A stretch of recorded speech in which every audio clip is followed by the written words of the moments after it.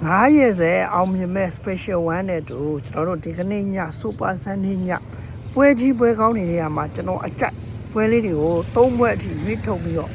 ကျွန်တော်ညီကိုတွေအတွက်ရွေးချယ်မှုလေးပြုလုပ်ပေးသွားမှာဖြစ်လို့ဗီဒီယိုလေးကိုစောင့်ကြည့်ပေးဖို့ဖိတ်ခေါ်လိုက်ပါတယ်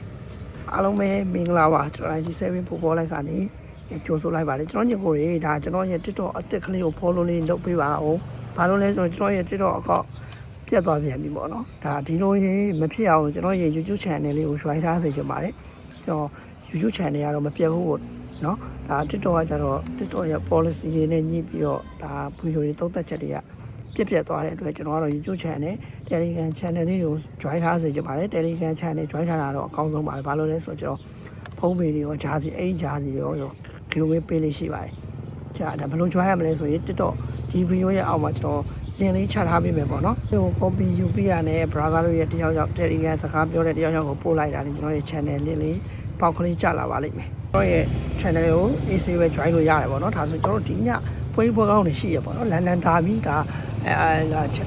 Arsenal နဲ့ Chelsea ပွဲတွေရှိရမိုင်းပွဲတွေလည်းရှိရပေါ့နော်ဒီထက်မှအကြိုက်3ပွဲကိုကျွန်တော်အစောပွဲလေးတွေကနေစပြီးပြောမယ်ပေါ့နော်ကျွန်တော်ညီကိုတွေအတွက်စောပွဲဒါ H နဲ့ Espanyol ပွဲစပြီဒီနှစ်သိန်းကတော်တော်လေးကိုဒါပုံစံတူတဲ့နှစ်သိန်းပေါ့နော်စလုံးကရလက်ပိုင်းနဲ့အတူတူပဲဒါကြောင့်မလို့နှစ်သိန်းစောကစိုးသွားတာရေတူးနေတဲ့ချင်းလေးမျိုးမှာဒီပွဲစဉ်က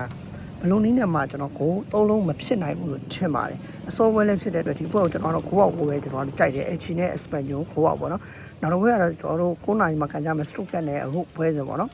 အခုပဲပွဲစဉ်ပေါ့ဒီပွဲစဉ်မှာတော့ကျွန်တော်ကတော့ Stuttgart ကိုကြိုက်တယ်ကြေးကိုလည်းကြိုက်တယ်ဘောဒီသူ့ရဲ့ Stuttgart ရဲ့ခြေစွမ်းကလည်းတော်တော်လေးကိုအားရစရာကောင်းတယ်အိမ်ဝင်းမှာကျွန်တော်တို့ပြား90ဒါရင်းပြီးတော့ကြည့်ကျင်တဲ့ပွဲပဲဖြစ်ပါတယ်ဒါကတော့ကျွန်တော် Stuttgart နောက်တစ်ပွဲကကျွန်တော်တို့ Manchester United နဲ့ပဲလေးပွဲပေါ့နော် United နဲ့ကျွန်တော်တို့ Crystal Palace မှာတော့ကျွန်တော်ကတော့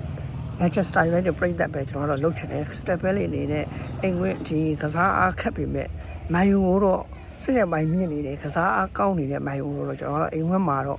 ကျွန်တော်တို့မိုင်ယူတို့ဒီဘက်မှာလည်းထပ်ပြီးတော့ကြော်ဖြတ်သွားအောင်မှထင်တယ်ပြီးဒါ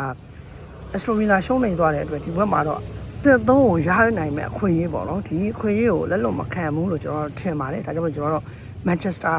United ပြိသက်ပဲလှုပ်ချင်ပါတယ်ဒါတော့ကျွန်တော်အကြိုက်ပွဲလေး3ပွဲကိုရွေးချယ်ခဲ့တာပေါ့နော်အစောပွဲလေးတွေဒါကြောင့်မလို့ကျွန်တော်ရဲ့တပွဲကောင်း special 1 9ရက်ဆက်နိုင်မဲ့ပွဲကိုတော့ကျွန်တော် TikTok ဝေါ်တွေကတင်ထားတဲ့နံပါတ်ကနေအမြန်ဆုံးလေးဆက်သွယ်ပြီးတော့လာရောက်ပြီးတော့ယူလို့ရပါတယ်အားလုံးပဲကျေးဇူးတင်ပါတယ်ကိုလက်ပါ